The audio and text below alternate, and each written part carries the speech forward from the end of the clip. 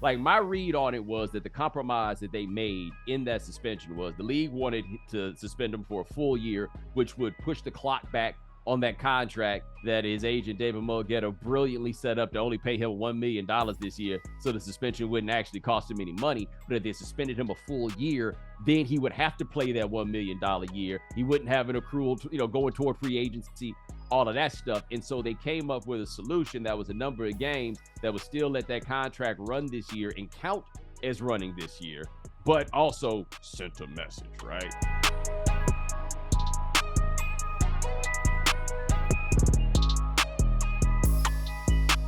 Ladies and gentlemen, welcome to The Right Time. My name is Bomani Jones. Thanks for listening wherever you get your podcast. Rate us, review us, give us 5 stars. You only give us 4 stars, I'm inclined to believe you are a hater. It is Foxworth Friday. Domonique Foxworth, what's going on? What's up, man? I was just thinking, what happened to the hair? Did you cut it for the show, or you cut it to celebrate the waning days of the pandemic? But I missed it. Oh, no, man. I realized as it went farther along and as we got more detached from the lockdown portion of the pandemic, what was becoming clearer every day was why I cut it in the first place. Yeah. And man, that was taking a little too much maintenance. So for me, with the TV show coming around, every time I would come on, we had to do hair and makeup, right? Mm-hmm. So that meant that when we go do that man on the street stuff that everybody loves while I'm freezing my balls off, had to stop, get the haircut, and they had to come in and spray that fiction in there, you know what I'm saying? So that's some extra time. And then 2 days later, we'd have to do it again. And I kind of needed them hours back, you know what I'm saying? Yeah. I could just yonk, then keep it going. So, That makes sense. I be making it work no matter what, you know what I'm saying? That's how it gets down. Because I told people I expected when I grew my hair back that I would be looking like Clyde Drexler. And instead, I look like John Shaft. And so I was just like, yo, I'm going to ride this out. My man, Dan Le Batard, was salty. He was like, finally, a chink in the armor. Nah, dog. I'm going to put $2,000 shades on with this and stunt.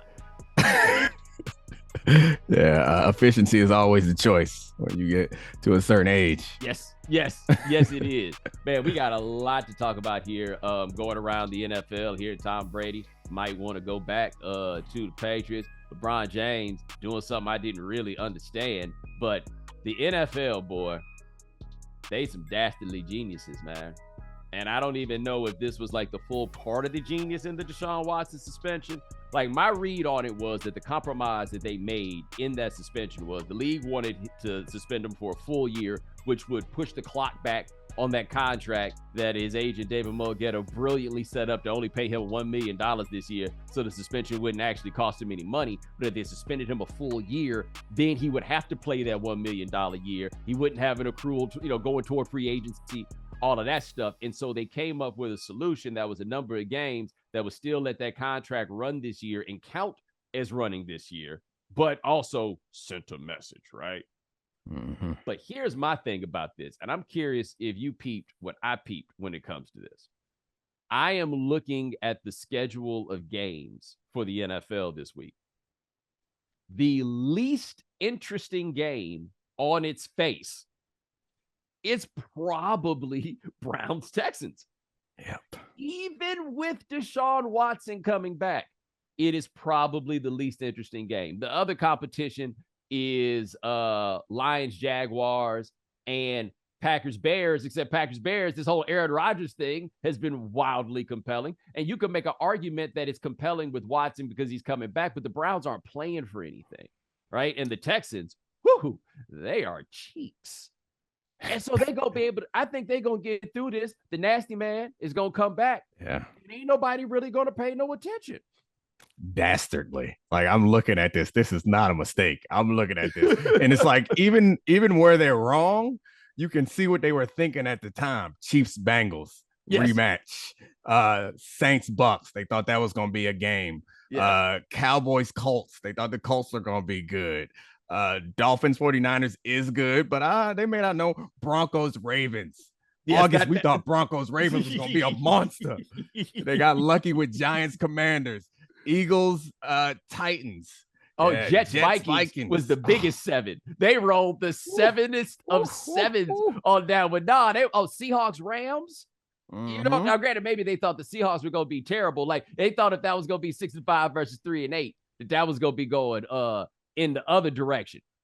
Raiders, Chargers. Remember when we thought that was going to be the greatest division in the history of divisions? You remember that? They thought they I don't know if it just was a good break. Go ahead. You know what the kicker is. The Cowboys on Sunday night. Yep. That's the kicker. They was like, no matter what happened that day, we put the Cowboys at 8 p.m. You know what everybody talking about Monday morning. The Cowboys blew it or the Cowboys won. They snuck this in. And the first game back is a road game, right? So they're going to be down there in Houston, except it's in Houston. That's the one variable on this that's going to be interesting because I think you may have seen this, but apparently some of his accusers are going to be at the game. I believe there will be fuss raised out there because, I mean, honestly, if you're not coming to that game to protest Deshaun Watson, I don't really understand why you coming to that game if you were a Texas fan. Myself, that seemed to me to be the only reason to show up. Yeah, I don't know. Maybe you're a Cleveland like you grew up in Cleveland and you moved to Houston to get in the oil industry and your Browns don't come to town much. Like other than that, I don't know what to do. Yeah, let me tell you something about Cleveland, something that Cleveland and Houston have in common. Even the people who leave can't wait to get back, right? It's one of those I can't wait to move home kind of places, right? I'm not sure other than if you throw the Saints in there, you ain't really having a game between two teams where the people don't really want to go nowhere. I don't feel like Cleveland is rolling deep in Houston. I don't feel like Houston is rolling deep in Cleveland because Houston ain't even rolling that deep in Dallas. That is not that like why would we ever leave is the question that we come down to. But he's back now. It's here. Yeah. He is back in the NFL. And I got bad news for a lot of people. Now that he's back, that other stuff is over. Yeah. Like whether you like it or not, it really now just comes down to a matter of how much it matters in the present tense and how much we feel like talking about it. And I am generally inclined, I don't know if generally inclined is the right way to put it, but we can't have the same discussion on some things every single time that it comes up. Like I think it's just not feasible. It doesn't work. Like for the work we do in the business sense, a number of things, right? You just can't really do that. Except the last time I feel like I heard that dude talk, he said he was standing on his innocence. You remember that? Yep. And I don't think we can let that slide. Yeah. It's such a cockababy. It's such a cockababy farce that he got out there and said that. Like, he's going, I don't know when, where all the questions are going to come, but he's going to have to answer them at some point before we can all just move on. If not, it's always going to be a day that is going to be some equivalent of Armando Salguero, who just couldn't wait weeks after the fact to ask Colin Kaepernick about them Castro socks because Armando Salguero is Cuban and of that inclination and wasn't going to let that slide. It's coming back. Yeah. I just don't know exactly when. So having it in Houston, so about them like avoiding making this a bigger deal, having this first game back in Houston, like I think it sounded crazy, like a mistake to me at first, but then once you think about it, it's like that's one fewer time that this story has to come up again. So like if this is his first game back and it's his first game back in Houston, we would talk about it this week. And if he had to go back to Houston next season, first game back in Houston, we have to bring it all up again. So to your point, you're right. It's going to go away as a conversation, but not yet.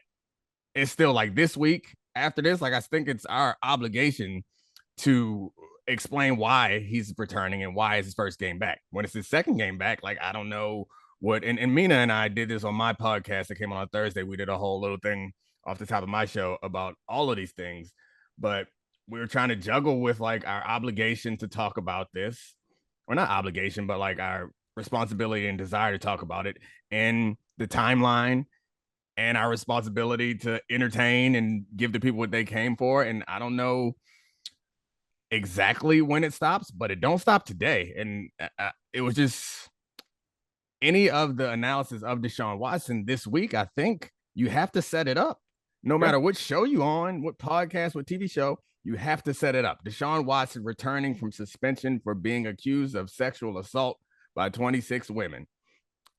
That's now he threw a touchdown pass. Now you can do everything else. But before that, you have to. So like after this week, And of course, we talked about all the other players, Ben Roethlisberger, all the other players who we stopped talking about their allegations or their transgressions at a certain point. And we're going to do that for Deshaun Watson too. But we ain't there yet. We cross that bridge when we get to it. We have to bring it up now. Well, the second game back is going to be weird because that's going to be the home game, and that's where you're going to get like all the adulation. This one, it's going to be hard to decipher what the boos are for on this one because the dude just did tell the home team, I don't want to play for y'all no more, except for the fact that the home people wouldn't want to play for the home team no more if it came down to it, right? But booing is something that people do largely because they got the chance to do it. They have the opportunity to do it. And so they're going to jump on it and they're going to go. Now, when it gets back to Cleveland and you're going to have the people in the jerseys and the likes, okay, well, now I think this winds up, getting a little weird on us. Now, with Roethlisberger, what will be interesting to see compared to that with Watson is our industry, generally speaking, it ain't enough for us to move on, especially when we're talking about a quarterback, or at least the history has been for white quarterbacks. And basically, all the quarterbacks in NFL history have been white. Not every single one, obviously, but an overwhelming proportion. So how these things are normally handled is basically always going back to a white person, right? Like Michael Vick, I guess, is the great redemption tale of black quarterbacks. Mm-hmm. Anyway, normally it ain't just enough to let the dude come back. It ain't just enough to stop talking about it. If he comes out here and balls, then come the stories about everything that he did to make himself a better person. Because we can't exist in a space where maybe you just good at football. You being good at football also has to be a reflection of your goodness as man or person. Now, of course, Deshaun Watson is going to have a hard time passing this test at this point because he talking about standing on his innocence, at least the last time I heard from him. But the trickiest thing about Roethlisberger for me, and what I found to be most problematic, was you couldn't just go, oh, well, cross your arms and let him come back. No, it had to be like, you really learned a lot from this incident, and they would use words like incident, all these euphemisms and vagaries to discuss what it is. That is not the benefit of the doubt that I think that Deshaun Watson is going to receive. Like, that's not going to happen. Like, even with Michael Vick, and granted, you had to do it with Michael Vick because he was so over the top in trying to get forgiveness and redemption and everything, and going to talk to all the kids about the dogs and everything else. Like, it was still a little begrudging to be like, Michael Vick has really worked to turn this around. It was a bunch of, I guess he balling. Yeah, okay. I got you. I have to, that's part of this thing that I think I might generally have a blind spot for. And like, it came to my attention during the Kyrie stuff, is not that I don't know that things are different for black players than for white players, but I often don't find myself when somebody, and it's probably the same reason why people need redemption tales to be like, to go across an entire person's life. Like, we need this person to be the hero. Like, you're either a villain or a hero. And if you're playing good football, then we need to tell the story of how you redeemed yourself off the field also. And I think maybe I have some of that like childhood storybook inclination in my mind, because once it's clear to me that somebody has crossed a specific line, I don't always have the nuance to be like, oh, yes, he was wrong, but they are treating him more unfairly. I don't know what it was that first. I mean, it's obvious point of conversation now with the Kyrie stuff, but I'm not sure what it was that first like reminded me of that, because it's not news, but it's like, it might have been listening to your podcast. I think I texted you after one of the times you talked about Kyrie, one of the last time you talked about Kyrie, that because my first inclination is when people start defending Kyrie, and it was often like athletes or like Black Israelite adjacent people. And so my instinct is to be like, all right, well, you have vested interest in this, and not necessarily listen to the complaints. And they aren't always well articulated. But if you actually give it some thought, you're like, yeah, actually, this is unfair. But at this point, I'm defending somebody who has done something ridiculous. It's a weird spot to be in, and it's a hard thing to articulate, which is why I'm glad I have your podcast to listen to every now and then. Yeah, I tell you, also the thing, like with Kyrie, it was all right, now this is going too far sort of situation. Right. I'm not exactly sure what's going to have to happen with Deshaun Watson for me to be on the okay, this is going too far. Like I just don't have the answer for that because the matter has been adjudicated, right? The NFL, I mean, they came down with a not insignificant suspension. I mean, the dude basically hasn't played football in 2 years, right? Like part of that, I mean, and most of it, I would say, is tied to the allegation. Like, even if it was that we're not playing him because we ultimately want to trade him sort of thing in Houston, there was also this thing that was swirling in the air that didn't make it a situation where you would want to play him. Like, I don't know how you're going to shine this thing up and make it into a heartwarming tale, no matter who the person happened to be. I will tell you this, and I don't think, I mean, there's obviously been bigger fish to fry, so we ain't really talked about it. That dude better ball, because if he doesn't want this stuff to come back up, when it does, is if you do not ball. And Watson, for me, is in that top 10 class of quarterbacks. Not so much that top 5 class of quarterbacks. You see what I'm saying? Yep. Like, I was stunned that the Browns paid him all that money just because this is not he's going to the Hall of Fame, right? This is, hey, you get a quarterback that good, you got to hold on to him. Yeah, so much of what he had done was like spectacular. I think he was so young that I think there's some projection there that he might be something else or something better in a better situation.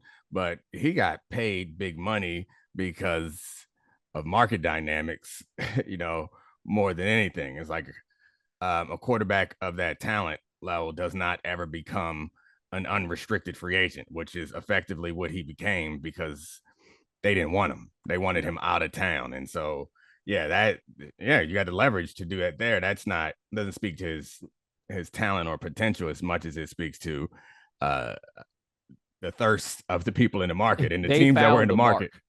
Yeah. That's fair. The one point I wanted to make, and this is, I know at some point we're going to talk about what LeBron had to say, but it's kind of what LeBron was trying to say, but didn't say very well, is keep that same energy. Is more like, because you were saying it's gone too far on Kyrie, and you don't know what's going to have to happen for you to say it's gone too far on Deshaun Watson. And I don't even know if it's about it's gone too far. It's just like this public judicial system that we have is unequal. And it's like, like you want to make sure that everyone is going through the process the same way, and you are just as likely to offer redemption to someone no matter what they look like. And that's more, I think, what I guess I'm trying to be aware of, but frankly, it's just hard for me to care. Like, it's hard for me to be like, I know, but it's hard for me to be like, you know what? Treat him right. Yeah. Like treat him the same way you did this guy, or treat this other guy the same way you treating him. Yeah, I don't know. We're not there yet. We crossed that bridge. That's a show for I don't know, the summer or something. Yeah. Like when that stuff happens, I don't really be so happy about it. You know what I mean? Yeah. It's just kind of like, all right, guys, like, don't you think we're going just a little bit too far? Like, don't you? Come on, man. We don't have to.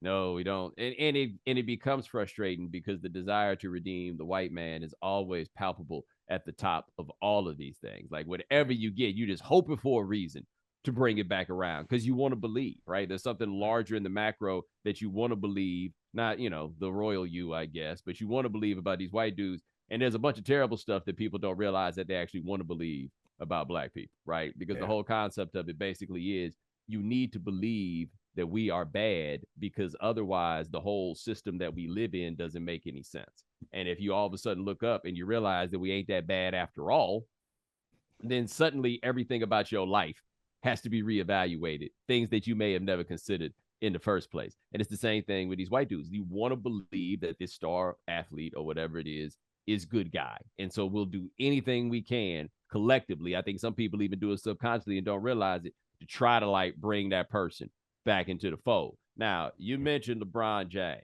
LeBron James on Wednesday night, he did his press availability after the game, and he had something that was just burning on his heart, on his spirit. And so he came out and he asked why it was that nobody was asking him about Jerry Jones and that article in the Washington Post and that picture of him at the integration of North Little Rock High School. LeBron wanted to know why nobody was asking him about that the way they asked him about Kyrie. I just thought, so you're LeBron James. If you wanted to say something about it, say the thing that you want to say. But I think LeBron's heart is in the right place because, like I mentioned a second ago, I think what he was trying to express is the same thing that you were expressing, is that it's different depending on the person. But because he's been LeBron James, or he's been King James since he was a preteen, that like it's everything revolves around him, which is normal to think. And he's like, if you don't ask me about it, that means you don't care about it. And so like it's not even about him wanting to have something to say. It's about him, I think, and this is not what he said, but this is me giving the most generous reading of it that I can, is he was trying to point at them the same way that I think you might, to say, keep that same energy. These are not analogous situations. So I get what you're saying. And yeah, there's obvious reasons why they didn't ask you about it. But I think what's more valuable is like, if you're going to say that, then come out and make a informed, intelligent, profound statement that we can do something with afterwards, which was like weird. I know a couple weeks before he was like, he's not a Cowboys fan anymore for whatever reasons, but like because of Kaepernick stuff. It just feels like LeBron, I don't know, he got a lot going on.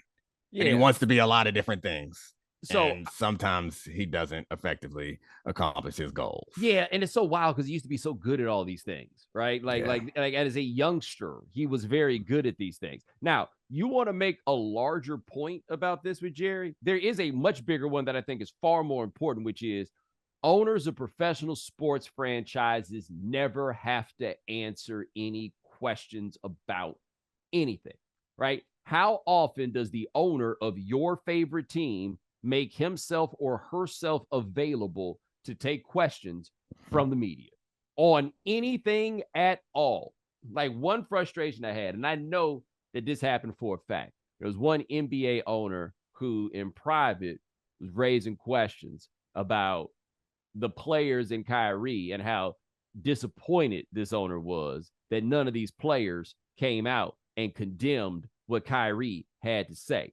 But it's the same owner who in private is like, oh, please, nobody asked me any questions about Robert Sarver, right? There was never any push or any rush or any requirement that Robert Sarver's peers denounce him, right? It wasn't happening. When the Donald Sterling thing happened, the only statement that I recall any owner making was Mark Cuban making the point that we shouldn't take his team from him because we all got some measure of dirt, and that dude seemed to be running an animal frat house at his team, right? Nobody ever makes those people answer for the behaviors of the people around them. Nobody has been asked to answer for Dan Snyder in the NFL. It doesn't happen. But with the players, it comes when one of them gets in some sort of thing or says something or whatever it is. Now they got to answer all for each other because you're really asking for them to answer for black people. Like, that's what it comes down to. Like, if that was the point that LeBron wanted to make, I'd have been with it, because the thing that makes Jerry Jones unique from his peers is the dude does a radio show every week. Like, you can say whatever it is you want to say about Jerry Jones. He the only one that is willing to stand there and answer your questions no matter what it is. And you don't get a lot of no comment or I'm not going to talk about that or whatever it is. Like, Jerry will stand and answer that stuff. If LeBron wanted to say why we got to answer for each other, but nobody else has to answer for them, that'd have been one thing. Why didn't y'all ask me about Jerry Jones? That's ridiculous. Yeah, I mean, yeah, that's you and I both have come up with two better ways to accomplish what I hope LeBron was trying to say. But there are two different things you and I are saying, but they're two important things that are worth saying. Why didn't you ask me about Jerry Jones? The reason why it's kind of a silly thing to say is like there are easy answers for it. Like there are easy, obvious answers for it. And it's like, because you aren't an owner of a football team. You don't play for the Cowboys. you don't even play in the NFL. The picture of Jerry Jones is from 65 years ago. What Kyrie was associated with was for a couple of weeks ago. Like, this is all very clear. And like, that's like saying, why didn't you ask me about Dan Snyder? It's like, why did you ask me about Jim Irsay hiring Jeff Saturday? Like, why didn't you ask? Like, because we don't ask basketball players about NFL owners' behavior. So like, yeah, I think that he nibbles around these. And to your point, he was better at it in the past. I'm not sure if they were just because they were different issues or he was younger. It seems to me, at least in my life, and I try to fight this as people get older, like you get a little out of touch with the things that, and I mean, I find this with like my older Black uncles, is like the things that they say publicly. I'm like, maybe that's a thought that you could have, and maybe it's a thought that I had, but I worked through that thought on my own before I opened my mouth. I blame the tweets. Like, this seems to be a social media sort of situation, right? Like it was a very social media if this then that connection, where that arrow is actually quite squiggly and goes around in like a whole bunch of different directions. Sorry to cut you off, but like, I feel like I remember reading a lot about, and it might have been in Howard Bryant's book, The Heritage. There were like advisors connected to these players who were like more in touch with the movement. One of my closest friends, a guy named Brandon Terry, is the only friend I have from like being a kid. We've been friends since 6th grade, and he went on to like be a Rhodes Scholar and is a professor at Harvard now. He had this interview with Will Smith in preparation of Emancipation, and I'm listening to him talk about, it was just like expertly done the way they cut it, is they kept cutting to Will Smith's face to promote the movie, but they kept cutting to Brandon's thoughts. And it just it brought it back to like, yeah, he spent his whole life reading and thinking about these things. Yes. And showing Will Smith look contemplative while Brandon says smart things about the history of slavery is like the move. And you don't have to have like a spokesperson for an athlete, but the athlete need to speak to somebody, because like, you trying to win every night. It's not because you're dumb. It's because like, yeah, this heavy. This requires thought and effort in the same way we wouldn't like drop a professor in to like figure out whether you're going to rush a pick and roll or trap it or drop or whatever, like asking you to parachute in, like, even if you're reading, I don't know. It reminded me that like they have a unique platform and a unique amount of attention and a unique stance as far as our society is concerned.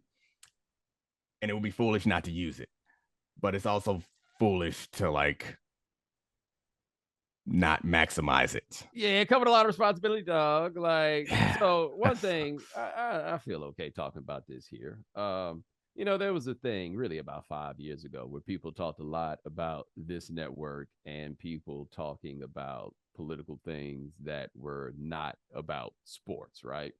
And I actually empathize with the bosses a great deal on this situation. And here's why. People determine how adept you are at talking about these things by evaluating whether or not they agree with what the thing is that you said, right? It's not necessarily about how adroitly you can navigate the topics and move in and out of whatever it is. You see what I mean? Like, it's just like, whether they think you should be talking about it is whether or not they like what it is that you're talking about. And the bosses look around and are like, yo, this is a foolhardy mission. You're never going to be able to succeed at that, right? So I personally am better at talking about those things than most people who work in this industry. Like, I feel like I can say that fairly and it not really be an arrogant thing. But when you the boss and somebody comes and is like, yo, so why is Bomani able to talk about this and I can't? And they're like, yeah, but he's good at it. Oh, it's just because you agree. You understand what I'm saying? Like that's how that works. People determine how good you are at it, whether or not you agree. So if you LeBron, you feel like you said that thing probably because it's all kinds of people in your mentions. Finally, somebody said what needed to be said. Like finally, they're reinforcing the fact that you are reinforcing what it is that you want to hear. But the truth is, most people are not qualified to talk about these things before the world, because talking about these things before the world is very, very difficult. Like being able to handle follow-up questions is very difficult. You just get lucky because most of the people across from you are not qualified to ask follow-up questions. So maybe it is that you can slide, but if there's anything that happened with Trump, I was talking to my man Ethan Strauss about this, and Ethan wrote something where he was making the point about the NBA and how they messed up by empowering players to say how they felt about things politically, right? Like maybe it wasn't the best idea because maybe you're going to hear some things that you don't want to hear. But I was like, Ethan, you got to remember this happened in the height of Trump. Like Trump took away the idea that you had to know what you were talking about before talking about something and being respected or whatever it is. Like it became if this dude can be president, why can't I say what it is that I feel, right? Like we really had to open the door on, oh, if that's how you feel, when the president of the United States kicks it in a certain way. That's where we wound up. And so maybe that's where we get with LeBron, where he throws this like wild, what about sort of thing out there. And by the way, I want to make this point as somewhat of a transition, but on the same topic. LeBron would like for Kyrie to play for that sorry team that he's got, right? Like that is something that he would want. I had said before that LeBron wasn't going to want Kyrie while all this stuff was out there. And I think that that was true. The block was too hot for LeBron to associate with him. And it may ultimately be too hot in the end for LeBron to bring him to LA, right? But I think Kyrie really did strong work when he came back around after the suspension and probably put himself in a situation where now he's not as toxic as I thought he would be, because I didn't think he would ever back down. Okay. But LeBron, it would just be best if you didn't talk about that stuff with Kyrie. Like Kyrie, like, yo, man, this is over, dog. Nobody was even talking about me no more. And now here you go. How I'm ever going to get out there if you keep bringing this stuff up? Yeah, LeBron. So yeah, back to the thing that you were saying though, is like, I don't know. One thing about getting older, for me at least, is every few years I can look back at something I did or said and am a little embarrassed, which like I've started to wrap my mind around that being a positive thing, because like that means I'm getting like smarter, more mature. But like during that short spell when Black people could say what they was actually feeling, I did a lot of what LeBron is doing here. And like, I'm not proud of it. I did a lot of it. And I did a lot of emotional yelling on TV. And like, I feel like I snapped on Marty Smith at one point for no reason. That accent got me going, I guess. I don't know. But like, I am not proud of all of the things that I said, but I was so proud of it when I said it. Right. You know, and it's part of that social media thing that you're talking about that LeBron probably went back and got celebrated. Is like, I felt an obligation, or I still feel like an obligation, responsibility to speak for people like me who are not as fortunate as I am. And like, often I'm thinking like that old Black man who gonna dap me up and say, keep doing what you're doing, tell them what they need to hear. Like he right now, he want me to tell him how he really feels, what he's really feeling. And so I'm gonna do it. And if there's a price to pay for it, that price pales in comparison to the applause I'm going to hear from the people I care most about afterwards. But that ain't effective. You know, like it feel good. It's candy, I guess, is the point. Yeah. It's dessert. It feels good to get the applause. It feels good to get off your chest. It feels good to be like not a martyr, but like a champion who's like, whatever. If this upsets my company, whatever. I know that my people want to hear it. And I think I don't know, that is part of the drive that I think LeBron has inside him. So like, I guess that's why I'm a little more forgiving, because like I know I can look back, and I mentioned the Aaron Rodgers thing a couple times. It's like I went after Aaron Rodgers for his COVID stuff, and like he was wrong, he was lying, but like the way that I did it was like, I don't know, it was gross. I wouldn't do that now. Yeah. So all that aside, I just had to get that off my chest. Now I'll tell you why I'm inclined to be a little less forgiving than you are about that. And so for me, I think, and not to make this just about ourselves, but I do think I think it's a good way to like get into where LeBron is.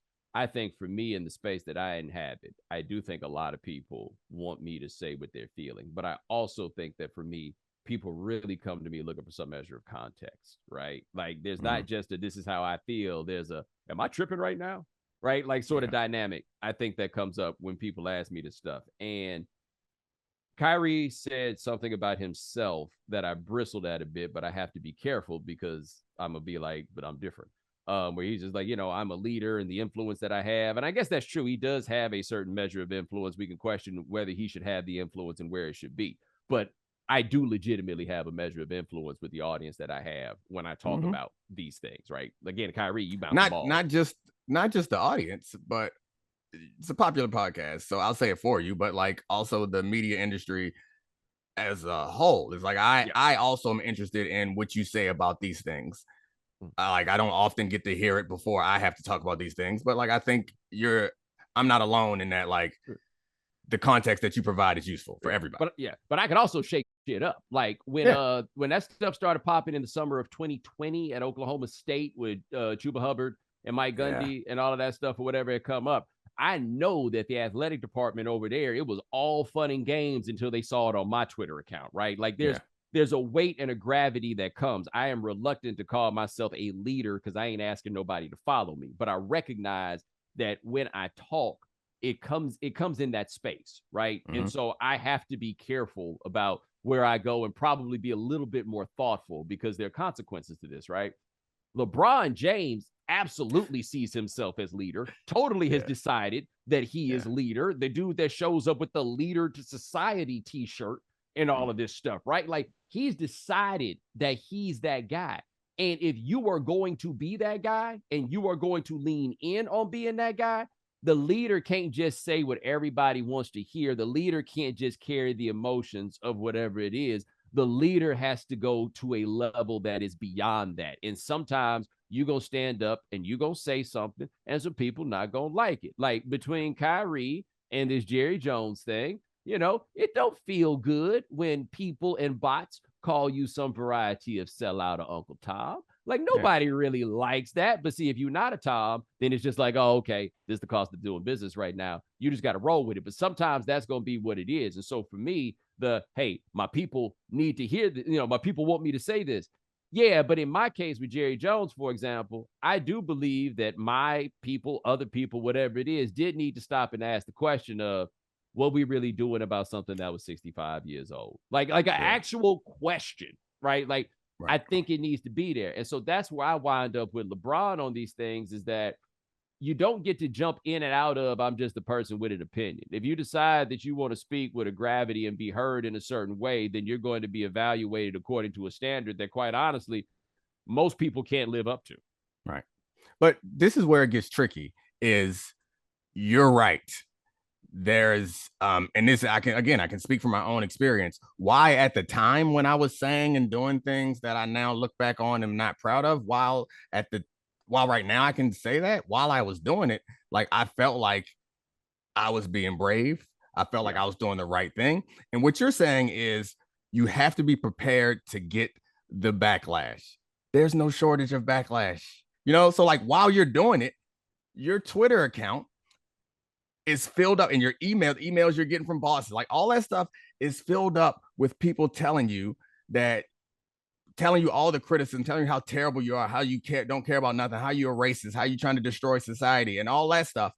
And it just so happens that the people who are doing that are often the types of people who you like, I don't give a damn. That's exactly who I like. That's exactly who I want to piss off. Right. And so your point is fair, but like I could see how, because your point is kind of like sometimes you have to upset people. I'm upsetting people. Yeah, right. And it feels like I'm upsetting the right people. But sometimes you have to upset the wrong people. And I think that's it's a tough thing to deal with. They all need a Bayard Rustin. I think everyone needs their own. Just be in the back of the scenes. Like, hey, let's think about that one for a second. Hey, like you need a Hosea Williams to be like, yo, who trying to up, right? Like you need one of those in the room, and you need a fellas, everybody fall back, and you just gotta hope that fellas, everybody fall back. Is it an informant? That's the only concern that you wind up having. Well, I guess not everyone needs. Yeah, it's a little tricky, right? Yeah. Like, But you got what I was going for. Yeah, why you always taking the white man's side? You know, you gotta worry a little bit. You know, man. Everybody wants to be Hosea though. Like, I mean, as a man, like everybody wants to be that guy. Yes, you know, everybody does. Nobody wants to be the intellectual, the thoughtful, patient guy. Everybody want to be the dude at the end of the movie that's walking away from the explosion. They want to be either that or the treasurer. They want to be the one that's got nowhere near the explosions. Like, damn, your car fly. Yeah, you know what I'm saying. You know, everybody winds up there. Now it was like LeBron got himself to an interesting place there. We stayed there a little longer than I thought we had, but I want to make sure we get to. I was going to ask you about Tom Brady and maybe going back to the Patriots, but I won't skip this. Because did you see Patrick Peterson on the McFadden? Was it B McFadden? Which B is he? Is it Byron? Is it Brian? Yeah, I think Brian. Okay, yeah, Brian McFadden. And basically, Patrick Peterson got out there talking about Kyler Murray. It was like, only thing Kyler Murray worried about is Kyler Murray.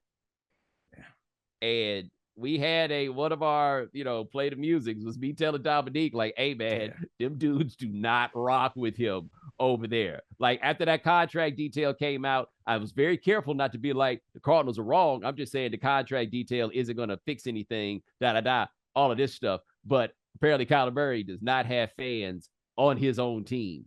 It's a bad place to be in. He came back and refuted it and then made the point, like, you could have called me privately. Like Patrick Peterson is on his team and cares to like push him in the right direction. And sometimes the private conversation is not the most effective way to get somebody's attention on this, because you know what somebody is who tell you something you don't want to hear? A hater. Yes. so yeah, sometimes it's just like, he just hating on me because I'm the new young quarterback. So like, it's a maturation process. We saw it with Zach Wilson not too long ago. This ain't my fault. Yeah, I mean, it feels better to do that. So I don't know how people feel about Kyler Murray, but I know that Patrick Peterson is not a rookie. He's not a young guy. He knew what he was doing, and that suggests to me that the play the music was incredibly accurate, and that Kyler got some more problems than just Cliff Kingsbury. Yeah, no, Patrick Peterson said that in a way that said, trust me, I got backup. Right? Yeah. Like he like, you don't say that if what you're saying is this one can go either way. He didn't present that as though it was at all a controversial statement. He presented it like, yo, this is just what it is. What I do note, though, and it's impossible to ignore, and I want to be clear here, okay? I'm not blaming white people for anything when I say this, but this happens to black quarterbacks, right? And it's often black people doing it, just to be clear.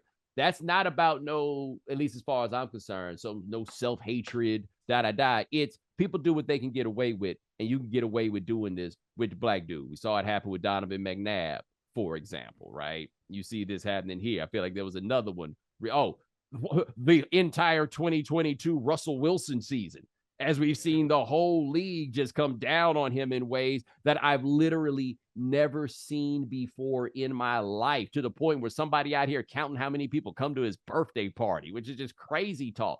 But you can get away with it with black dudes, and so cats ain't got to hold their lies in like they have to do with so many other people. But with Murray, no, you're not going to hear the long line of, nah, man, Kyler loves everybody. That is not what the people around him appear to believe about him. And if I were him, I would try to fix that. Yeah, you got to figure out how to fix that. But I don't know, changing who you are is a hard thing to do. If that's who you are, that's who you are. I guess we should not completely accept it as fact, but the fact that we've heard it from a number of different sources, and Patrick Peterson being this particular source was comfortable coming out in public. I think the question for Kyler, and again, this is also applies to Zach Wilson in some ways, the question should not be, are you right or wrong? It's, what have I done to make you think that? Right. So like, that's one of the hardest things about leadership that like I learned a while ago is right or wrong. And it's not even just about leadership. It's just about being a part of a team or an organization, is that right or wrong is often secondary. Correct. You know, like it's getting to the right answer, or if the right strategy or the right whatever, the right decision is about when you're dependent on people, the decision is made right by how well it can be executed. And how well it can be executed is largely dependent on how the people around you feel about you and feel about the idea. So, Kyler, you need to figure out how to fix this, and don't waste your time arguing whether it's right or wrong. You honestly, you might be better off stepping up and be like, "That's right, that's true. It's something. I'm glad you brought this to my attention. Now, watch what I do." Yeah. Give us a nice little story to tell. That's all we need, a story. Yeah, no, and see the stakes comparing the Zach Wilson stakes to the Kyler Murray stakes on this is interesting, right? Because to me, the stakes are a little higher for Zach Wilson. And the reason is much higher. And the reason is that being a backup quarterback is largely dependent upon whether or not people like you, and that's that man's future. Zach Wilson's future is wearing a baseball cap. I do not believe that gentleman is going to become a starting quarterback. Look, White Mike went out there and looked like a complete, I don't care if they were playing the Bears or not, right? Like, White Mike looked better in the times I've seen White Mike play than Zach Wilson ever has. And so if he ever wants to wear that baseball cap, he going to need to get some friends in that room who like him. But for Kyler Murray, he's got his bread. They kind of stuck with him no matter how it spins with him being on that team. He's going to be that guy.